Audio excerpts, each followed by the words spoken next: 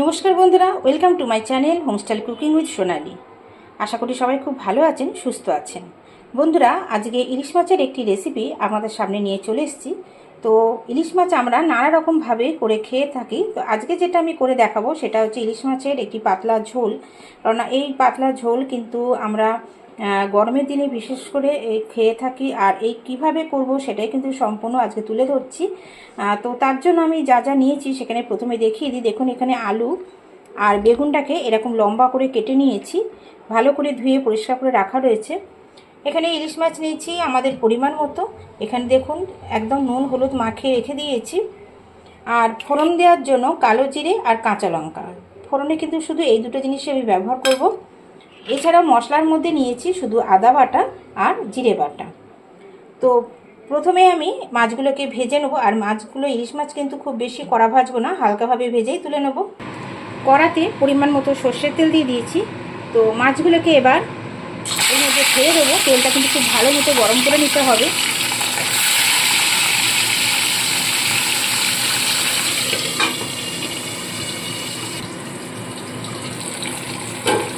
মাছগুলো যেহেতু খুব বেশি কড়া ভাজবো না, তো এক পিঠটা হালকা ভাজা হলে এটাকে উল্টে দেবো।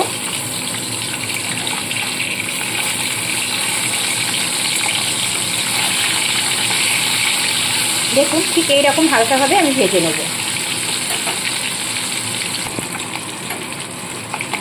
ব্যাস, ঠিক এরকম হালকা ভেজে নিয়ে মাছগুলোকে তুলে নিতে হবে।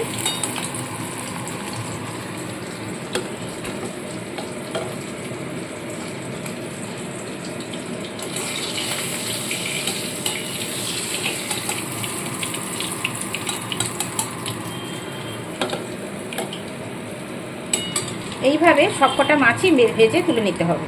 দেখুন বন্ধুরা, মাছগুলো ভেজে তুলে নেওয়া হয়েছে। আর এখানে কড়ার মধ্যে ওই তেলেতেই আমি হলুদ আর একটু নুন দিয়ে দিয়েছি। দিয়ে আলু আর বেগুনগুলোকেও এক এক করে ভেজে তুলে নেব।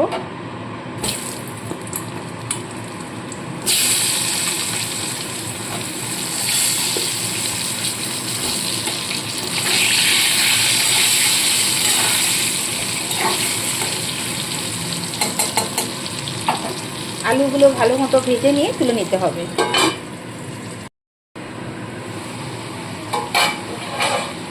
দেখুন বন্ধুরা, আলুগুলো কত সুন্দর লাল লাল করে ভেজে নিয়েছি। তো এবার আলুগুলোকেও তুলে নেব।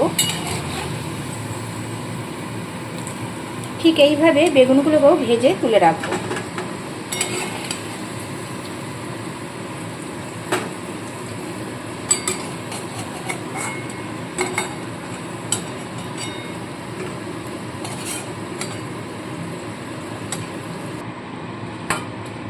এবার বেগুনগুলোকেও ঠিক এইভাবে ভেজে নিতে হবে।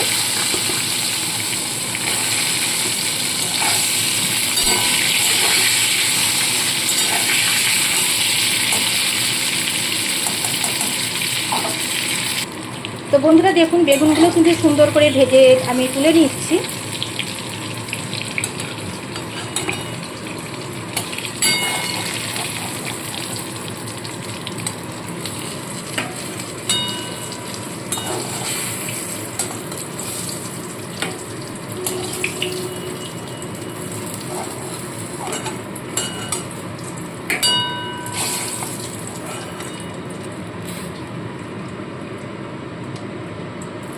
এইবার এই তেলের মধ্যেই আমি কালো জিরে আর কাঁচা লঙ্কা ফোড়ন দিয়ে দেবো। হালকা একটু নাড়াচাড়া করে নিয়ে প্রথমে আদা বাটাটা এখানে দিয়ে দিতে হবে।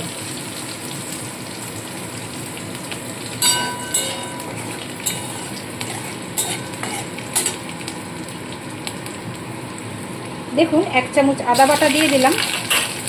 তো আদা বাটাও দিয়ে একটু নাড়বো।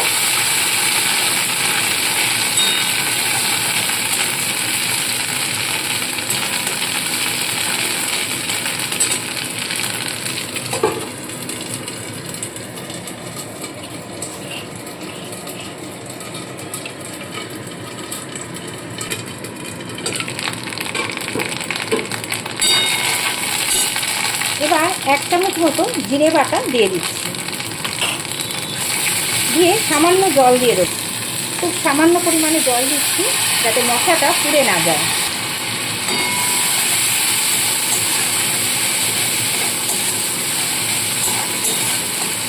মশলা কিন্তু খুব অল্প পরিমাণে ব্যবহার করছি, যেহেতু এটা পাতলা করে আমি তৈরি করব। তো এইবার বন্ধুরা এখানে পরিমাণ মতো নুন, হলুদ আর অল্প পরিমাণে চিনি নিয়ে নিয়েছি, সেটাও দিয়ে দিলাম। অনেকে ইলিশ মাছের ঝোলে হয়তো বড়ি ব্যবহার করেন, কিন্তু আমি করি না, কারণ ইলিশ মাছের ঝোলের একটা ইলিশ মাছের টেস্ট আলাদা। তো বড়ি দিলে বড়ির একটা গন্ধ ছাড়ে, তো সেই কারণে আমি কিন্তু ইলিশ মাছে বড়ি ব্যবহার করছি না। আপনারা চাইলে অবশ্যই করতে পারেন। খুব ভালো করে মশলাটা আগে কষিয়ে নেব।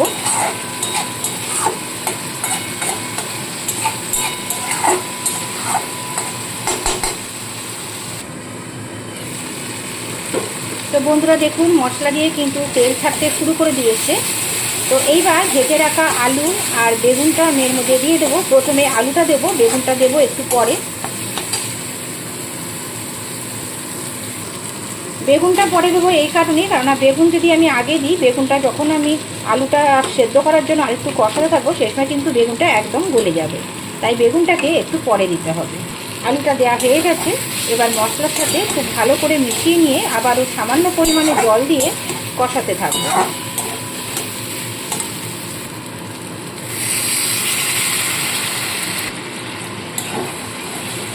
দেখুন অল্প পরিমাণে জল দিয়ে নিয়েছি।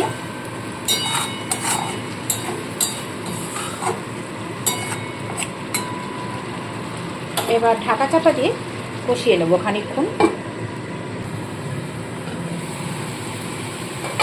তো দেখুন বন্ধুরা, অনেকটা তেল ছেড়ে এসছে আর আলুগুলোও কিন্তু সেদ্ধ হয়ে যাচ্ছে।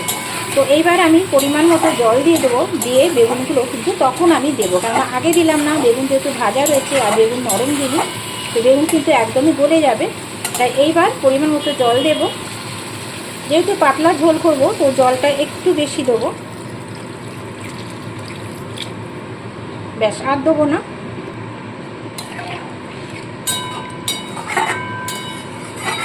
এইবার ভেজে রাখা বেগুনগুলো এর মধ্যে দিয়ে দেবো।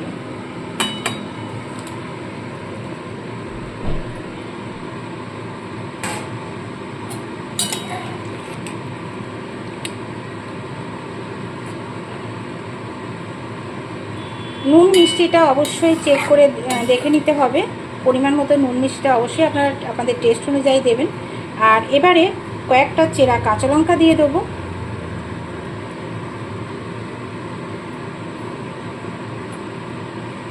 ঝোলটা একটু ফুটে উঠলে ভেজে রাখা মাছ এর মধ্যে দিয়ে দিতে হবে।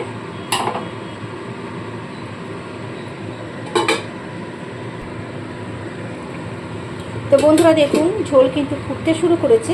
তো এইবার আমি ভেজে রাখা মাছগুলো এক এক করে এর মধ্যে দিয়ে দেবো।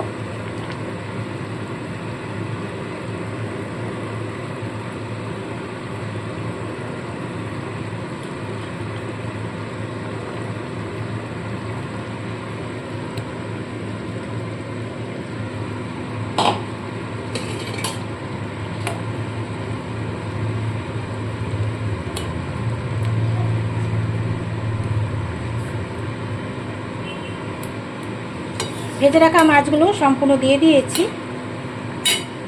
এবার আর 1 থেকে 2 মিনিট আমি মাছ দিয়ে ফুটিয়ে নেব। ফিরে এলাম 2 মিনিট পরে। তো দেখুন আমার কিন্তু মাছটা সম্পূর্ণ রেডি, ইলিশ মাছের ঝোল। সব শেষে আমি দিয়ে দিচ্ছি ভাজা জিরে গুঁড়ো। ভাজা জিরে গুঁড়োটা দিয়ে দিলাম, দিয়ে একটু হালকাভাবে নাড়াচাড়া করেই আমি নামিয়ে নেব। তো বন্ধুরা কেমন লাগলো অবশ্যই জানাবেন। একদম হালকা পাতলা ইলিশ মাছের ঝোল, কাঁচা লঙ্কা কালো জিরে ফোড়ন দিয়ে। যদি ভালো লাগে একটা লাইক করতে ভুলবেন না, আর অবশ্যই আপনাদের মূল্যবান মতামত আমাকে জানাবেন। আমি আবারও ফিরে আসবো নতুন নতুন রেসিপি নিয়ে। আর নতুন বন্ধুরা যারা আমার চ্যানেলটিকে দেখছেন এখনও সাবস্ক্রাইব করে নেননি, প্লিজ বন্ধুরা চ্যানেলটিকে সাবস্ক্রাইব করে পাশে থাকা বেল আইকনটি প্রেস করে দেবেন। তো এবার গ্যাস অফ করে দেবো, নিয়ে 1 মিনিট স্ট্যান্ডিং টাইমে আমি রেখে দেবো। ফিরে এলাম 1 মিনিট পরে। দেখুন কত সুন্দর দেখতে লাগছে। তো অবশ্যই আপনারা এইভাবে ইলিশ মাছের ঝোল করে খেয়ে দেখবেন, সবাইকে খাওয়াবেন। তো চলুন এবার নামিয়ে নিই। তো বন্ধুরা দেখুন, আলু বেগুন দিয়ে ইলিশ মাছের পাতলা ঝোল সম্পূর্ণ রেডি, আর দেখতে কিন্তু খুবই লোভনীয় হয়েছে। এইভাবে করে খাওয়ান, নিজেরাও খান, আর কেমন লাগলো আবারও বলছি বন্ধুরা, মতামত কিন্তু আপনাদের অবশ্যই জানাবেন। সবাই খুব ভালো থাকবেন, সুস্থ থাকবেন। আবার নতুন নতুন রেসিপি নিয়ে আপনাদের সাথে দেখা হবে। আর নতুন বন্ধুরা অবশ্যই চ্যানেলটিকে সাবস্ক্রাইব করে পাশে থাকা বেল আইকনটি প্রেস করে দেবেন। তো বন্ধুরা আজ এই পর্যন্ত, দেখা হচ্ছে আবার পরবর্তী কোনো নতুন রেসিপির সাথে। সবাই খুব ভালো থাকবেন। টাটা বন্ধুরা।